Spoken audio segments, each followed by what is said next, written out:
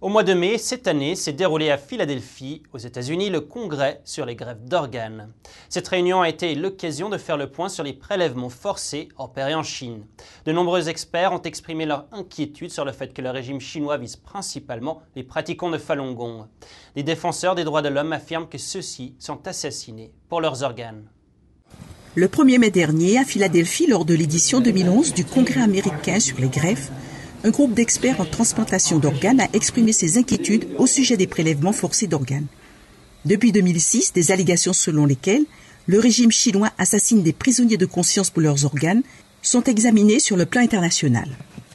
L'organisateur des débats, l'association DAFO, Médecins contre les prélèvements forcés d'organes, a invité David Matas, avocat canadien des droits de l'homme, à s'exprimer. Matas et le défenseur canadien des droits de l'homme, David Kilgour, ont mené des enquêtes sur les prélèvements forcés d'organes opérés sur des prisonniers de conscience en Chine. Un grand nombre de victimes sont des pratiquants de Falun Gong, une méthode spirituelle persécutée en Chine. Matas a présenté des preuves de leur découverte, dont des transcriptions de conversations téléphoniques des enquêteurs, se présentant comme des personnes à la recherche d'une greffe, interrogeant des médecins chinois sur l'obtention d'organes vivants. Enquêteur, combien de greffes d'organes avez-vous effectuées? Dr Dai, entre 400 et 500 cas. Votre tâche principale consiste à préparer l'argent, suffisamment d'argent et de venir. Enquêteur, combien cela coûte-t-il? Dr Dai, si tout se passe bien, environ 16 000 à 22 000 euros. Enquêteur, combien de temps devrais-je attendre?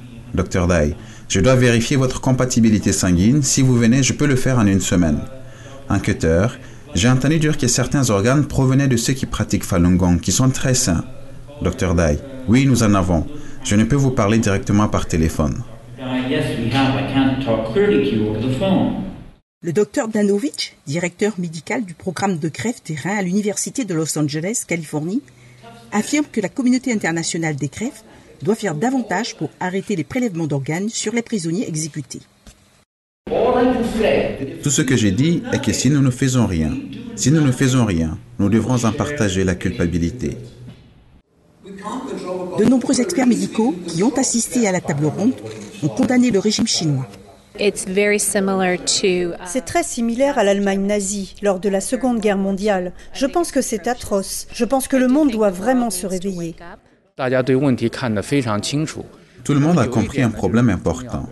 Si l'utilisation d'organes de prisonniers exécutés est contraire à l'éthique médicale, le prélèvement d'organes vivants sur des pratiquants de Falun Gong est simplement un meurtre et un crime. Je pense que cette idée doit être claire.